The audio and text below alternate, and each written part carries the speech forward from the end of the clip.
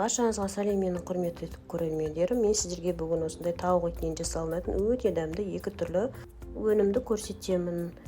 Алдымен тауықтың сан етін және де төс етін жақсылап жуып, турап дайындап аламыз. Мына төс етінің арасында сүйектері болады, сондықтан да ол ортасындағы біріккен жеріндегі сүйегін алып тастаймыз. Оны қазір видео барысында түсіндіріп көрсетемін. Және де тауықтың сан еті кішкене төс етіне қарағанда майлылау болады, сондықтан да төс етінің өзі құрғақ болғандықтан шамалы сан ет қосу керек. Енді мына қараңыздар, төс етінің ортасындағы осындай болар болмас шеміршек сияқты жіңішке жұқа сүйегі болады. Оны біз алып тастаймыз міндетті түрде. Құр төс етпен жасаған құрғақтау болып қалады, сондықтан да сан ет әрі дәм береді, әрі кішкене майлы болады. Енді қиманы екіге бөліп алдым, мен жартысына рулет жасаймын, жартысына сосиска жасаймыз. Менде де сарымсақ болмағандықтан пияз алып тұрмын. Негізінде сарымсақ қосқан дәмдірек болады. Егер пияз болса, онда осылай 3 қасық қана қосамыз, көп қосудың қажеті жоқ. Сарымсақ болса, онда 1,5 қасық қоссаңыздар болады. Және дәміне қарай тұз саламыз, қара бұрыш, қажетті паприка, мынандай кауапқа арналған шашлычный дейміз, приправа, және де осы вегетаның приправасы аламын. Мен көбінде осы өте дәмді болып келеді. Осылай дәмдеуіштерді қалағандарыңызша қосасыздар. Және де жақсылап тұрып, фаршты біріктіріп, араластырып, видеода көрсетілгендей етіп жасаймыз. Осылай 4-5 мәрте үстіп, кері қайтара отырып, қиманы одан сайын тығыздалу процесінен өткіземіз. Енді фольга төсеп, осының үстіне сапалы пищевой пленкамызды төсеп, фаршымызды жаймалап шығамыз. Рецептін описание бөліміне қалдырып қоямын, және де каналыма тіркеліп, лайк басып, қоңыраушаны басып қоюды ұмытпаңыздар. Енді фаршты жаймалап алғаннан кейін, қажетінше ортасына піскен сәбіз, я болмаса жасыл шпинат қоссаңыздар да болады, болмаса піскен жұмыртқаны осылай майда күштен өткізіп алып, соны салсаңыздар да болады. Я болмаса қызылшаны да күштен өткізіп салсаңыздар өте әдемі түс береді. Менде бөдененің жұмыртқасы болғандықтан осы бөдененің жұмыртқасын салып жатырмын, және де мориді кесіп салдым. Бұл рулеттің ортасына кез келген затты салып үйлестіріп шығу өз еріктеріңізде.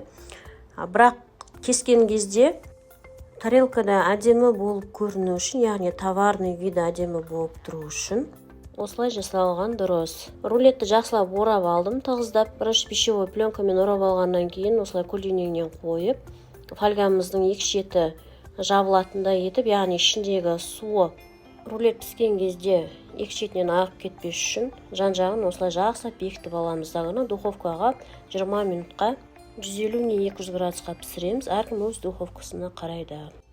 Енді қиманың қалған жартысынан сосиска жасаймыз. Бұған да қажетті қара бұрыш, тұз және де дәмдеуіштердің барлығын қосып араластырып аламыз. Дағыны бұны тағы да екіге бөлеміз.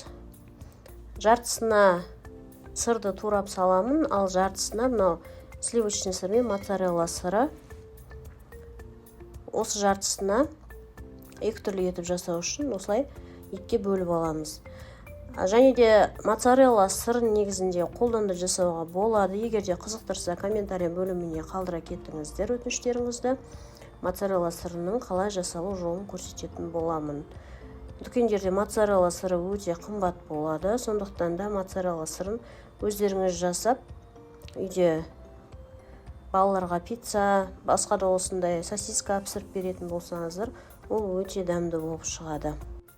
Пищевой пленканы өзімізге керегінше алып, шамалы 1-2 қасық осындай қимамыздан салып, мына сыр, бұл жерде туралған сыр, осылай орап, кішкене сосисканың формасына келтіріп аламыз.